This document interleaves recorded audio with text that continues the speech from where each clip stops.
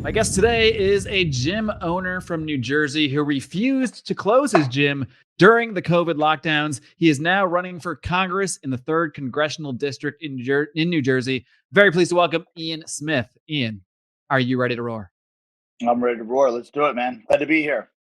Fantastic. Yeah, glad to have you here, man. And, I want to talk about everything that went on with the lockdowns in your gym and, of course, your congressional run. But I want to start by just getting to know you a little bit better. So you can start wherever you think it makes sense. I'm kind of curious how you ended up just owning a gym in the first place, how that became such a passion that you kind of centered your whole life and business around it. And then I am also kind of curious what your political thoughts were, if you were even political in any way prior to all this COVID stuff.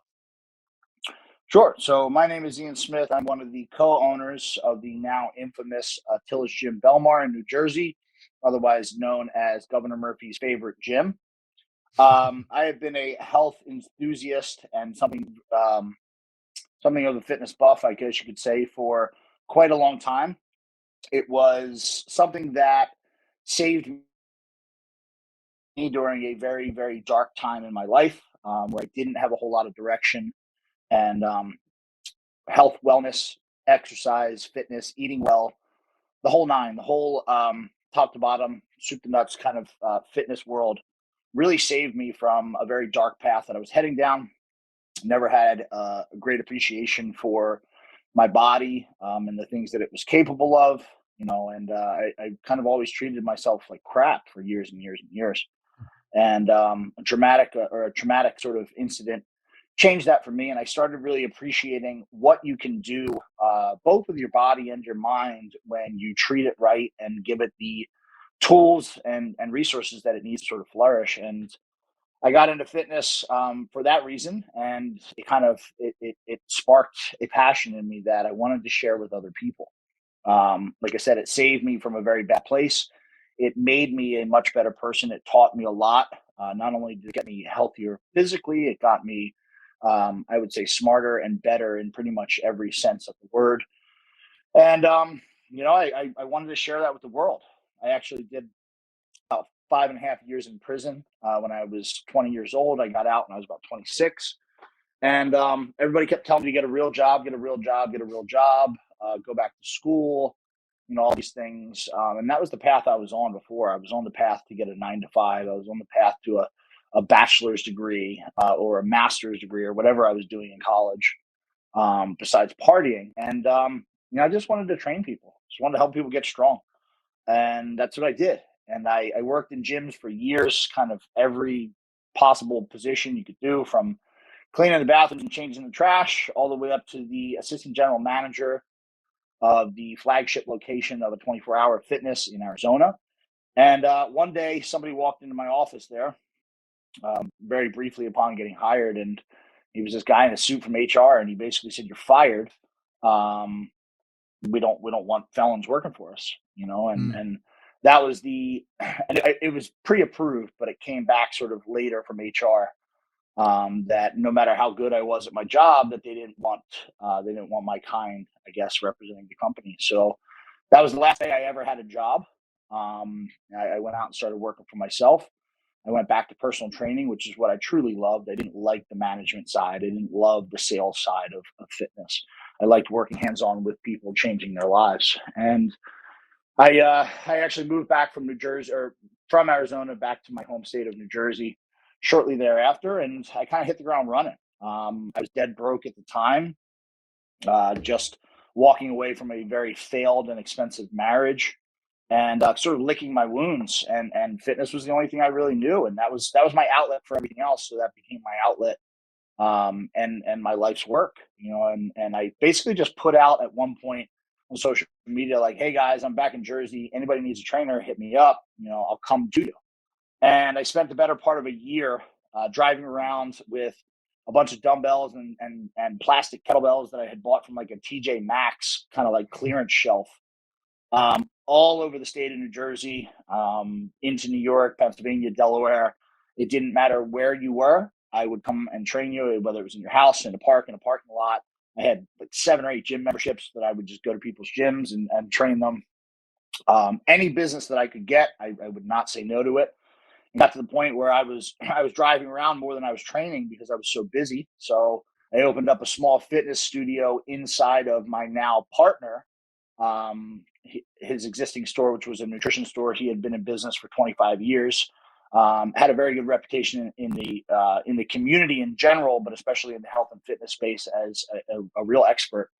And he had some extra space in the back of his gym, in the back of his studio, and I turned that into a small fitness training center and really hit the ground running. I became the busiest trainer in this area by probably a 100-mile radius. I was doing upwards of 100 1-hour sessions a week. Just kind of rock and roll and doing what I love, turning my life around, and really dedicating myself to something bigger than just Ian for once in my life, because that's really the story of my life heading forward. And about 3 years later, Frank. I'm sorry, I just got to stop you. Did you say 100 1-hour sessions per week? Yeah, that was actually what incredible. I was averaging. I was averaging. Excuse me. I was averaging about 94 1-hour sessions a week over the course of a year. And I wasn't charging a lot. I was getting the experience. I was building the book. I was building the reputation. A lot of trainers start out and they're like $60 an hour. Like, you're not worth $60 an hour, dude. I was charging people $30 an hour.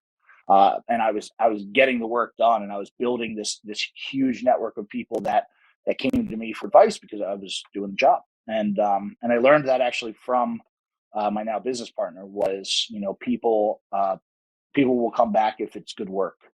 And I had a flourishing business. And one day Frank walked into the back where I was training, and he asked me if I wanted to open a second Rock Bottom Nutrition, which is the name of his store, inside this little gym about 20 minutes away called Attila's Gym. And I said, sure. So we went in as partners, renting a small space in the store, and less than 3 weeks later, Frank walked back into the gym, back into the store, and said, "Do you want to buy Attila's?" And I said, yes. Didn't have the money, didn't have, I had just kind of given all my money to this business. But I said, yeah. And it was 15,000 square foot facility where there was about 100 people a day walking through. It was a dead gym that was about 3 months behind on all of its bills, and it was ready to close. And Frank and I knew that we could make it work. We knew that all it needed was a little bit of love and a little bit of culture and a good environment, and that we could do something with this dumpster fire of a gym. And we did. We bought the gym a month and a half after we opened the nutrition store. And we took over at Attila's, and we were successful from day one. We went from less than 100 people a day coming through in a very sort of toxic environment. It was very not friendly environment. When people think of like worst fear of a gym, like people who are sort of timid and working out, they were thinking of what Attila's was like. It was not welcome to newcomers. It was not a place where women felt comfortable. It was just a very shitty environment. From a business standpoint. And we turned that around. We kicked out that culture. We brought in our culture. And in 9 months, when COVID came around, we were doing about 250 people a day. Didn't spend $1 on advertising. Every penny we made went right back into the business. And we had a successful operating business in no time. And then came the COVID lockdowns. So this was still relatively new as far as owning this particular business when this came in. I got to say, I think your story is such a great example of how, I have a lot of people that come to me and say, how can I get started with this? How can I get started with a side hustle? How can I build my own business? And there's not necessarily a magic solution sometimes. Sometimes you just have to go out and do the work. And in your case, you had nothing. You had hardly any money. You're going to TJ Maxx buying these plastic kettlebells, but you just put it out there, and you didn't say no to anybody, and you just made it work and worked and worked and worked until you actually became an owner of a gym. I just think that's a phenomenal example for anybody that asks me that question. Just listen to Ian's story, and the answers are all in there. Now we'll get to the COVID stuff. What were your first thoughts when you first started hearing about COVID? And at what point did you actually get that order that came down to close down your gyms? So we Excuse started me. hearing about it probably about the same time everybody else did. Like late February.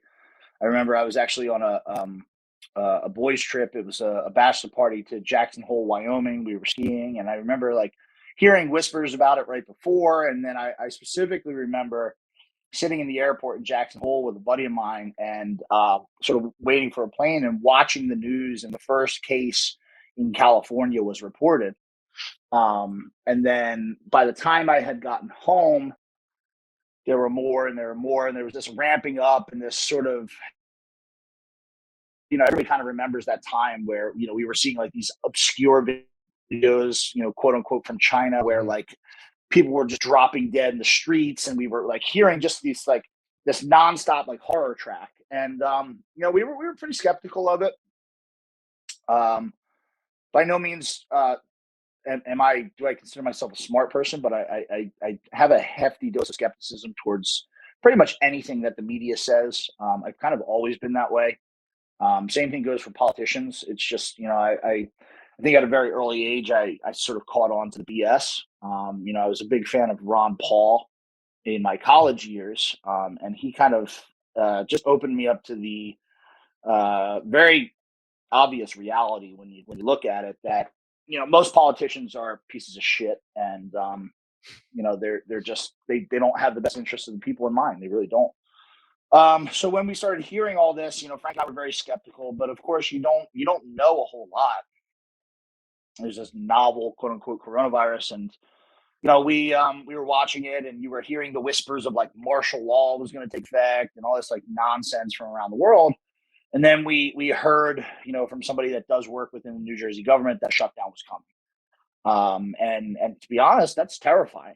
As two guys who put literally everything they had into this place. I put every penny I had, and stretched myself beyond what I was comfortable with, because we knew that we were going to make this work. And the same thing goes for my business partner. He's 20 years older than me, or 15 years older than me. He's 52 years old. He's got 5 kids, and he went all in on himself too. So this was really unsettling. Somebody come along and be like, okay, well, we're just going to shut down businesses for 14 days. But, we didn't know enough to confidently say, fuck off. And the last thing that we wanted to do was to hurt anybody, and they were painting this chaotic picture of, this thing that was just going to kill everybody. So we shut down. We were very, very unhappy about it, but quote unquote, the greater good. And we shut down, but we stayed working. That was kind of what was different about us compared to a lot of people. I think people having trust in the government said, okay, um, I'll shut down, and then they kind of like took it as a vacation. It wasn't a vacation for us. We were right back at work the next day. We had tons of renovations that we had to do. There was stuff to fix, stuff to change, whatever. And we got right to work. But what we wanted to do was we wanted to understand what was shutting us down and who was shutting us down. So we paid attention to the science, and we paid attention to politics. And very, very quickly, we just saw red flag after red flag. Frank is admittedly the smarter of the two of us. He's very, very, very science minded. The man's understanding of the human body and its relationship with the world around it, be that food, supplements, bacteria, viruses, other health conditions. The environment is second to probably nobody. He's probably one of the smartest people I know, actually, when it comes to that type of information. And he was able to start looking into the research that wasn't being presented in the mainstream media, and very quickly, we were confident that this was not what we were being told. Couple that with the fact that we were watching the politics, and the public health policy made no sense. They were closing down small business, but big business was open as long as you wore a diaper on your face, and used a Lysol wipe on your cart, and stood 6 feet apart and walked like one way up and down the aisle. This thing like wasn't going to kill you, but at the same time they were broadcasting how many people were dying. And we're out and about in the world and we're watching the news telling us that like everybody's dying from this, but like when you go to Walmart, everybody's okay. And it just wasn't adding up to us. So on day 3, we pretty much made the decision that we were going to reopen. I think we definitively made it on day 11 when they passed the economic stimulus bill to the tune of $2.6 trillion, the single biggest spending bill that the United States has ever produced. And I'm pretty sure that's probably the biggest spending bill that anybody ever produced in terms of government spending. And we looked into it. It was 1,000 pages long, and we knew that nobody read it. But we read through it, and there was some crazy stuff in there. Let alone the fact that they were incentivizing people to stay home with an extra $600 a week. There was all sorts of other stuff in there. We know about the hospital incentivizations where they were paying hospitals an extra thousands of dollars to label things as COVID cases. But what they were also doing is the federal government was handing money to the states individually for positive PCR tests. And that's something a lot of people didn't know. And that is where this whole idea of asymptomatic, you need to go get tested comes from. Before coronavirus, asymptomatic is another word for not sick. Right. And that's the reality. Like if you went to the doctor and said, I think I have diabetes, and he said, well, what are your symptoms? And you said, I don't have any. He'd tell you to get lost. But all of a sudden, you can be carrying these things and transmit it, and none of it made any sense. Like even to somebody who I think I'm a pretty average intelligence, just wasn't making a lot of sense. So we kept digging, and what we found out was the PCR tests were absolutely bogus, that they were never meant to be a diagnostic tool, that they are meant and designed for research purposes only. That's 2 very separate uses. We learned about how the PCR tests work. And for anybody who's not familiar, a really simple example is use the idea of dollar bills, right? So a PCR test, what it does is for research purposes, it gives you more material than what you actually have. So they use it when they're looking at cancer cells and things like that can't really be studied as they're rapidly expanding, because that's usually when your subject dies. But they can take 1 or 2 cancer cells and they run it through what's called cycles. And it's a polymerase chain reaction is what it's called. And that takes whatever you're studying, which in this case was an RNA molecule, a protein molecule, that was found in your nose, which is the equivalent of testing your doormat for dirt and coming to the conclusion that your house is dirty. It's ludicrous. It's ludicrous science. Just because something's in your nasal cavity does not mean that there's an active virus replicating in your body, but that's neither here nor there. So what happens is you take 1, and when you run it through a cycle, 1 becomes 2, 2 becomes 4, 4 becomes 8, 8 becomes 16, 16 becomes 32, and so on. And they were running these high cycle PCR tests at 40 cycles. And if you could guess, because nobody's ever even been remotely close, but if you could guess, what do you think the final result is after running something 40 cycles? A lot of positives of people that aren't sick. 1.9 trillion. So you take one molecule and you run it. You 1.9 trillion. It's basically 2 to the 40th power, which is, and that's why a can of Coke tested positive. That's why you could be totally not sick and test positive. And they based the entire emergency, all of the shutdowns, all of the restrictions, everything off of these false numbers. And once we figured that out, it was screw this. We're opening. We're not going to lose our business over this. We're not going to lose our freedoms. We're not going to watch other people lose their freedoms and their rights and the things that they've worked hard for while all these assholes get rich. And that was it for us. And then we opened the doors. Hey, gang. Well, speaking of opening doors, you too can open the doors. You can open the doors. You can unlock the paywalls that we have over at patreon.com/Lions of Liberty, or alternatively at locals at lionsofliberty.locals.com. Either way, you'll get access to all of our bonus content, including live streams of most of these interviews that I do, including early access to a lot of shows, like our very fun review of the film Grizzly Man that dropped this past weekend. Patrons had early access to that, and they got a little bonus story that most of you didn't get at all. But more importantly, really, by supporting Lions of Liberty on any of our platforms, you really do help us grow. We're hoping to get back to some in-person events this year, looking at Pork Fest, looking at Freedom Fest, and the more resources we have to do so, the more we are able, well, to do so, I guess you could say. So We really do appreciate this show. Has always been funded largely by the listeners. We occasionally have sponsors like you'll hear later today, our friends at Paloma Verde, but by and large, the show has always been mostly funded by you guys, by the people that support what we're doing. So if you like what we're doing here at Lions of Liberty, if you like my new direction, the best way to support all of that is at patreon.com/Lions of Liberty or lionsofliberty.locals.com. How vocal were you about your opposition to the lockdowns? Did you make a huge kind of kerfuffle about screw you guys, we're opening, or did you just kind of go about your business, open things up, and see how things played out from there? Well, once we made the decision to open, we took an additional 6 weeks to open because we wanted to be covered on all bases. We were confident that this wasn't what they said it was, but we still didn't want to open our doors and kind of like middle finger to everybody else. It was still about keeping people healthy. So we said, okay, let's look around. And we studied what the CDC was saying. We studied what the WHO was saying. We studied everything that we could possibly find on pubmed.gov, which is just a wealth of research. We looked at what healthcare facilities were doing. We looked at what big business was required to do. We looked at government propositions about how to mitigate this stuff. And we just kept studying, and we put together a 15-point safety protocol that went just ridiculously beyond what big box was required to do. Like, if you remember, they had social distancing, they had mask wearing, and they had Lysol wipes. I think they were taking temperatures for like 30 seconds before everybody stopped doing that. And they had capacity restrictions. They still do it here in Mexico at every store I go into. Any big box store, I still get my temperature taken down here. Yeah. So we looked at all that, and we said, okay, we'll do all that, and we'll do this, and this. We spread out every piece of equipment in the gym so that it was 6 feet apart. We put markings on the ground so that in the free space, people would know where they were at.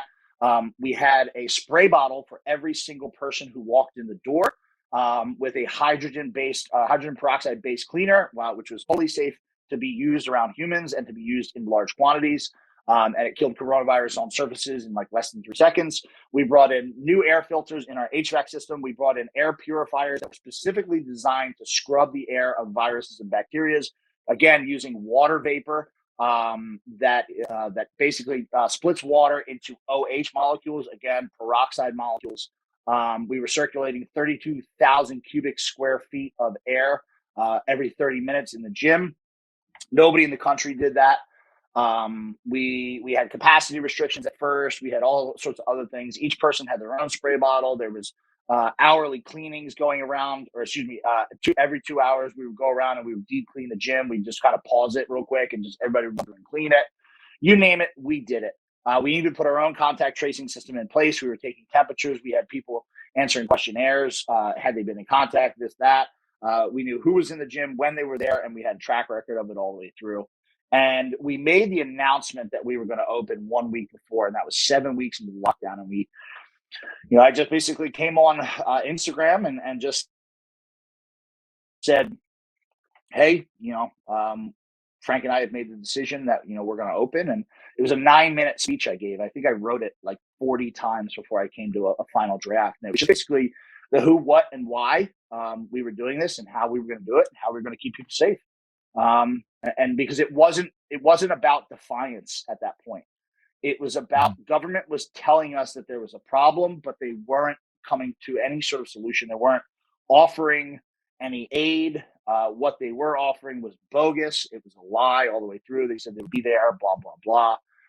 And they weren't, in typical government fashion. And, we said, okay, if you can't figure it out, we did. And here's our plan. And anybody who wants to open, whether it's a church, whether it's a business, whether it's a school, whether it's any other public place, you can copy our plan, and you can open, and you can also keep people safe. And that caught the attention of Tucker Carlson on Fox News, and he had me in the next day, and we talked about it in front of millions of people. I think he's got like 9 million viewers on a daily basis or something like that. And I announced to 9 million people that we were going to reopen our gym. And I think it was really just right message, right time. People were sick of it already. At least the early adopters of COVID resistance were sick of it. And 1 week later, we opened our doors to several hundred people out in the parking lot. Every major news outlet covering it, the police, you name it, everybody was there, and that kind of kicked off the 2-year shit show that we've been in ever since. Right. So I want to make sure we have enough time to talk about your congressional race, but real quick, did you face I know you faced all sorts of fines and all sorts of legal stuff you're dealing with, but did anyone ever try to come and physically shut down your business this whole time? No, not really. I mean, I wouldn't want to shut you down if I was a tiny, skinny health inspector. Everything they did was sort of half-assed. Or maybe it wasn't half-assed. Maybe we just really didn't give a shit. The cops came, and on day one, they handed us citations, and we took them in front of the media and held them up and thumbs up and said, "See you guys tomorrow," I guess. And the gym stayed open. And then the next day, they were citing our customers, and our customers were doing the same things. They were taking their citations and saying, "Cool, bro, we'll see you fucking later. We'll be back." Because people were that serious about it. People had enough, and that this was their opportunity to physically be somewhere where they quote unquote weren't supposed to be. Yeah. And it was their way of standing up to this BS. And it just escalated. We had a health department shut down on the third day. They came in the middle of the night and just kind of slapped a shutdown order on the door. So we ignored it. We left it there and just opened the door and said, "Gym's open." And that was the plan all the way through. The plan was simple. We don't know what these people are going to try to do, but we know what we're going to do. We're going to open the gym every day, no matter what. And Frank and I made a promise to one another, and we've always kind of worked. We have a very interesting relationship, and it's just you do what you say you're going to do, and that's it. And we've had a tremendous amount of trust from the first time I walked in. When I walked into Rock Bottom Nutrition 5-6 years ago at this point, and asked him if I could rent out the back studio, he pulled the key off his earring and said, "This is how I feed my family. Don't fuck me." And that was it. That was our agreement. So we've always been on the same page. And when we opened, it was, we're going to open this gym every single day, no matter what these idiots try to do. So health department shut down. We ignored it. They changed locks on us. They came in the middle of the night and they changed the locks on the doors. Change your own locks? Started pulling the equipment outside. Changed our own locks. Yeah. So we just changed the locks again and went right back to it. Started pulling equipment out in the parking lot. We were trying to play nice for a little while and say, "Okay, now we have a lawsuit against you for changing our locks." We were pulling 40,000 pounds worth of equipment outside every single day. And eventually we said, "Screw this," because the courts are corrupt and they weren't helping us. They were just no judge and no lawyer wanted to buck the system. Everybody's, so concerned about their image and the future, so we said, "Screw this." We went back inside. We started getting fined $15,000 every single day that we were in business. They seized money from our bank account. They seized $173,000 from our bank account. Still haven't charged a member, actually, since the shutdown. It's been almost 2 years. Actually, it's been 2 years yesterday was our last day, and we haven't charged a member since. It was all donations. It was all T-shirt sales and stuff like that. They took $173,000 from us. They revoked our business license. They arrested us after they came to lock the doors again. So we took the doors right off the hinges and just stayed open for 24 hours. We stayed in the gym for 47 days. For 24 hours a day, 7 days a week. We slept there. Wow. My dog was there. My family was there. We weren't going anywhere. They arrested us. They boarded the doors up after they arrested us, and we came back and we kicked them in and we turned the lights back on, and we've been open ever since. They tried to lock us up. They've done pretty much everything they possibly could, but the reality is we were closing the gym, and it's 2 years later, and they're finally starting to give up, because I guess they finally realized that we were serious about this. It wasn't, and it was never about a gym. It was about the principle. You're not going to walk into my life and tell me that I can't feed my family. You're not going to walk into my life and tell me that I can't leave my house. You're not going to walk into my life and tell me that I can't go to work. That's just not going to happen. And it worked. All right, guys. Well, you know what else works?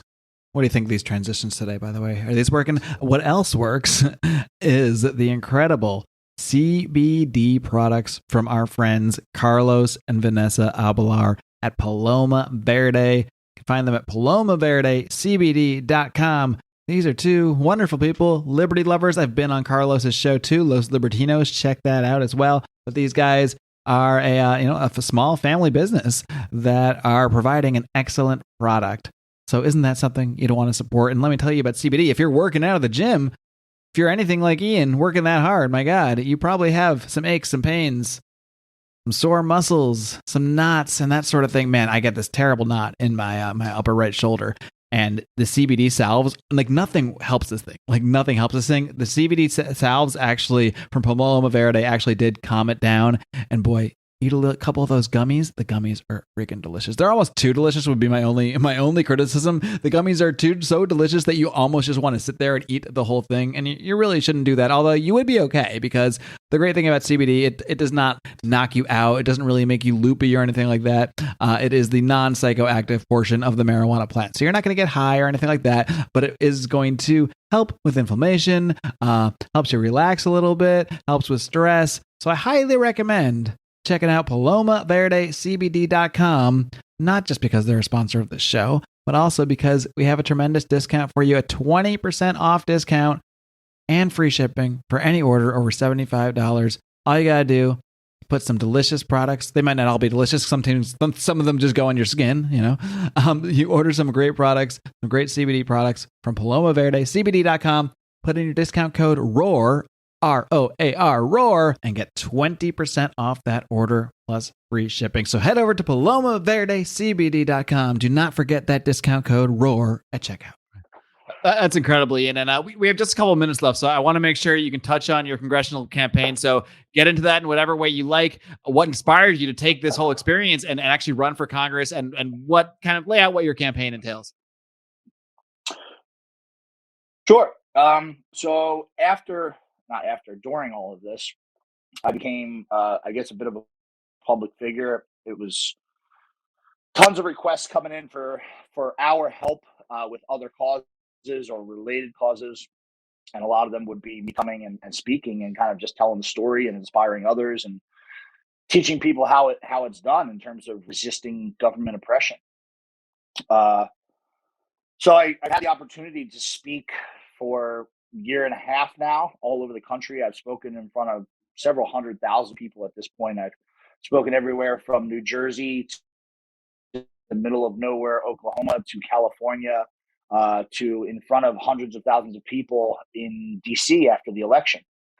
And I've been telling people that the way that we take control back to some sort of life that resembles the one that most of us are used to is that we need to start getting career politicians out of office, and regular people need to start filling these spots.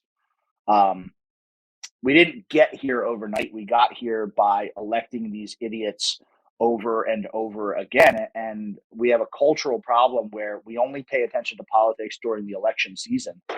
And we go to the ballot box and we choose our guy or our girl, from our team. And we just assume that person is going to do the right thing. And 9 times out of 10 that they're not acting in your interest. They're acting in their own interest. So it's a problem. You can't have people who make careers out of politics. It was never, ever, ever meant to be that way. It's a service to the community. It's a service to the country. It is not a lucrative career. It is not something you should be spending 40, 50 years doing like some of these dinosaurs do. It's you're supposed to be doing the right thing. And when you're worried about reelection, when you're constantly posturing for the next move, and you're towing the party line, and you're staying faithful to your donors and people that you owe favors to, you're not able to act in the moment in the best interest of the public. And I've just watched this happen over and over again, and been telling people that they need to run for office. And one day, about 2 months ago, I decided to stop being a hypocrite and show people that it can be done. Because there's a lot of reasons. There's 2 major reasons why people don't go into office. They can't get in. It's just hard. The average man or woman who wants to run for office, unless they have a very, very deep bank account or some connections, it's not likely that they're going to get elected. That's just the way it works. The game's sort of rigged. You have to kiss the ring of the GOP or the DNC. And if you don't, your likelihood of success is very slim. But also, I think people just don't want to do it because they're like, fucking politics sucks. Like it's not fun. There's a bunch of really nasty people who fill the political world, and a lot of people are like, I don't want to do that job. Because if you do the job right, it's hard. It's very hard work. Granted, you do get paid for it, but it's tough. If you're doing things the right way, it's not easy. So, I decided I'm going to run, and I I remember asking myself who my congressman was, and I realized that I'd lived in this state for most of my life, and I currently didn't know who my congressman was. And I'm thinking, how do I not know who my congressman was? And I looked him up, and it's because he's a nobody who does nothing. He's just this squirrely little dude who doesn't really say much or do much, but he's a consistent vote for these same people who screw us over Right. with these really bad policies. And it's like, I can't let this guy get into office again because he's just another vote, and they have him in there by design. He's nobody to make any waves. He's not super impressive, but he's also not intimidating. So people put him in there and they assume he's just going to do the right thing. But when you look at his voting record, it's absolutely atrocious. This is somebody who's supported the defund police movement. He's supported all these radical leftist policies that are now blowing up in our face left and right here in America. So I said, I'm going to run for Congress, and I'm going to do it the right way, and I'm not going to change who I am at all. I'm going to run on some really basic principles. I'm going to try to restore as much common sense to politics as I possibly can, because I think it's intentionally overcomplicated. I don't think it needs to be. It's politics is pretty simple. Do the right thing. Do the right thing. Act in the best interest of the people that you have been given the honor to serve. And if you approach it like that, I don't think it's a very challenging task to do the right thing. So It shouldn't be. It shouldn't. it shouldn't. It shouldn't be. They complicate it on purpose because they don't want you involved and they don't want you understanding the process. But the reality is my platform can be summed up in two words, and it's something that a lot of people hear, but I have a different approach to it, and it's America first. And that doesn't mean like MAGA Trump diehard. That doesn't mean I'm strictly going to vote Republican down the line. That means America first is the lens in which you look at all other policy through. If you're a politician who is a representative in the United States of America, everything that you do should be in the best interest of American citizens first and foremost. And we have this really bad habit in America of taking care of and policing the rest of the world. Meanwhile, we're at home just kind of falling apart, and look at any policy through that lens. You want to talk about border security. All right, slap that America first lens on it and look at the problem. We have a major border issue in the southern, on the southern border. What's happening? We're having people who we don't know let into this country. We don't know who's here.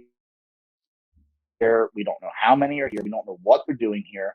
And it doesn't always, some of these people just want to get out of Mexico or wherever they're at. And they might be great people and really work hard.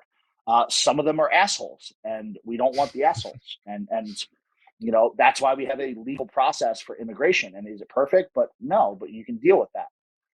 You can't have these people just coming across the border. It's destroying the integrity of our nation. You can't have a sovereign country that doesn't protect its borders. It doesn't make any sense. And we can't afford to take care of people in the way that we do. These politicians are so quick to just print up money. Here's they were giving out $1,200 gift cards at the border to people that they were catching and releasing. I mean, these policies are just insane. Like it doesn't it doesn't take a rocket scientist to figure out that is a really shitty idea. You have Americans who are citizens here, who are pay taxes, who were born here, and who deserve help. And you let inner cities like Chicago and Philadelphia and Camden rot, but you're just handing out gift cards at the border. Like, where are your priorities? again, drug flow coming through the border. Fentanyl is the number one killer right now of young people between the ages of, I think, 18 and 35 or 18 and 40. You drive through any city, we're right next to Philadelphia and Camden here. And if you drive through Philadelphia, the city looks like a zombie apocalypse has taken place. There's people everywhere that are high, just walking around. There's a homeless. All these problems are caused by not putting Americans first. So you just run down the list. You want to talk about our fiscal responsibility. We need to put Americans first. Stop sending money to everywhere else in the world. We just spent, I think it was, what did we spend? $15 billion to send money to, to Ukraine, but they wouldn't allocate $4 billion to finish the border wall. Another statistic that somebody put out, they sent $15 billion over to Ukraine. They closed over 100,000 restaurants during the COVID lockdowns, and they gave these people nothing. You could take that $15 billion that you were so quick to just write a check for and send over to Ukraine, and you could have given that to that 100,000 restaurants. That would have been $150,000 piece. You could have saved how many restaurants? What sort of economic damage could you have prevented if you would just put Americans first? And then all the rest is obvious. Like I said, just apply that America first common sense logic right over top of the policy, and you'll have our entire platform. It's not complicated. We're just looking to make America a better place before we turn our attention to the world and try to make the world a better place. We can't be the strongest, greatest, freest nation if we're falling apart from the inside. Well, Ian, I know you got to run. Before I let you go, just real quick, just let everybody know where they can find out more about your campaign, how they can contribute, how they can reach out to you. Sure. Follow along on social media. I am Ian Smith Fitness. That's on everything: Instagram, Twitter, True Social, you name it. I'm pretty much spread across all platforms. As far as campaign stuff goes, you'll find updates there. But on the website, we have our basic platform lined out. Information on how to get involved. If you want to donate to the campaign, it's all there. We will have some merchandise up. We'll have event listings. All that type of stuff will be up there as we build out the website. And that's IanSmithForCongress.com. That's all spelled out. No numbers in there. All right, Ian Smith, thanks so much for your time. Really appreciate it. And keep up great work, and best of luck with your run. Really excited to see where that goes. Keep up great work. Keep on roaring. Absolutely, man. Thank you. Live long and live free, and live free, and live free, and live free.